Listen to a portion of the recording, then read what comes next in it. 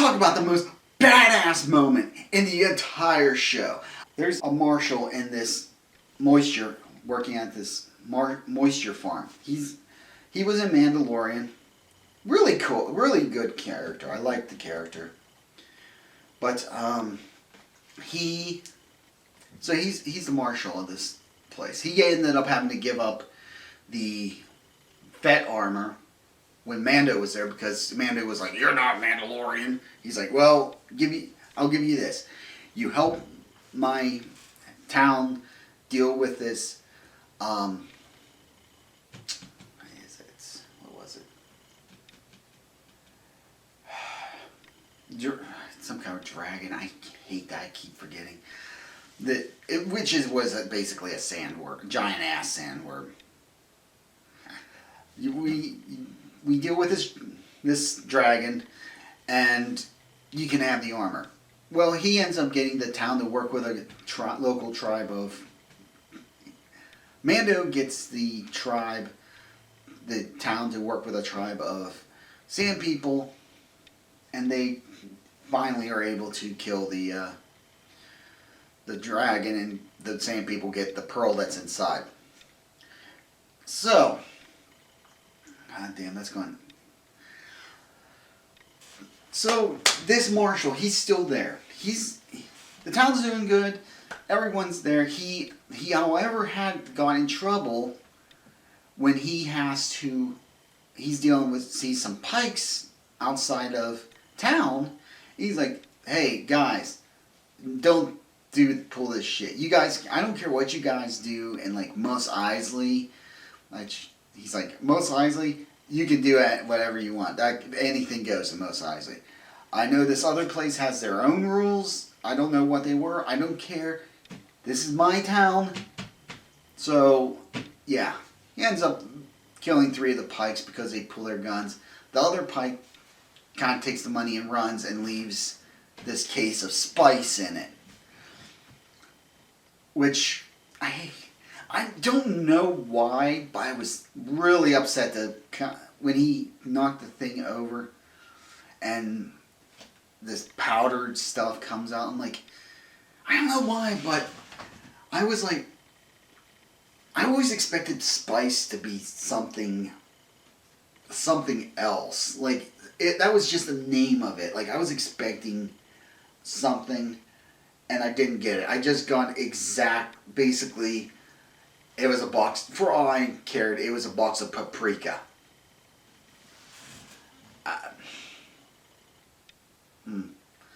So yeah, he knocks over this box of paprika. Well, later in the show, after Mando comes back, he's now working for, or not bad. Oh, no, Boba Fett's badass now. He just stands around, does nothing. So, he's now badass Boba Fett now. So, he, after he pledges his allegiance to Boba Fett, well, doesn't pledge his allegiance, he kind of says, "Yeah, this is pro bono. He's doing this for free." He comes to the marshal to get some help to fight the pikes, and he's like, this isn't our fight. This is city people fight. City people fight on Tatooine, where the majority of the people are either Tusken Raiders, moisture farmers, townsfolk, or smugglers, or some criminal element. Okay. So Amanda's like, "Okay, just so you know, this will become your problem when the pikes take over the entire planet. But hey, I'll let you talk to your people." He promises to talk to his people, and he's like, "Okay, I'll do that." He takes off. Okay. Now, I was never a big fan of the Clone Wars, the animated Clone Wars show. Never was a big fan of that. Didn't really care for it, to be honest. It did bring up some interesting characters. It did it's best to explain some things. People say it made the prequels better. I don't think so. I don't think it made the prequels any better. All I think is it just kind of changed episode 2 to episode 3, which was what it was supposed to do anyway. But in it is a character. I don't know if I'd say he was a bounty hunter. I mean, I guess the word mercenary and bounty hunter are synonymous. Let's just go with bounty hunter, mercenary. I'll just go with mercenary / enforcer. You see out in the desert, the marshal looks out in the desert after talking to the bartender. He sees this guy, this figure, just walking in from this dune sea. He's like, get everybody inside it. The guy's like, is there going to be trouble? No. I don't think there will be. You knew there was going to be trouble. If you've seen any Western, you knew there was going to be trouble. So we're seeing this character just get closer and closer. God damn, I had such freaking, like I said, I didn't know the character's name. I couldn't remember, but because of this scene, I now remember his name. Cad Bane comes in to town and goes, the marshal's like, hey, how's it going? You lost? What's your name? And Bane just, he's not even looking. He's just, you can't even see his face. All you see is the bottom part of his face. I knew what the character looked like, but oh my god, he's like, and he tells him, well, the syndicate will pay, and he gives him the deal right then and there. He's like, syndicate's willing to pay you double whatever Boba Fett's offering you. And they're having this little back and forth. Eventually, Marshall's like, yeah, how about you just turn around, just leave us alone. His deputy, he's off to the side, and you just know this wasn't going to happen. You knew this was going to happen. And suddenly we got a Mexican standoff. I think that's what they call it when it's like 3 guys, which I don't get. So you had the marshal, you had the deputy, and you had the Cad Bane. It was so freaking tense. Just the scene, it was ridiculous. And the marshal made the one mistake of looking over at his deputy. He gets shot in the shoulder. I'm going to say he got shot in the shoulder. I don't know if he's dead. I'm hoping he's not. I love his character. And the deputy got turned into Swiss cheese. So yes, Bane shot the sheriff and shot the deputy. Several times for good measure.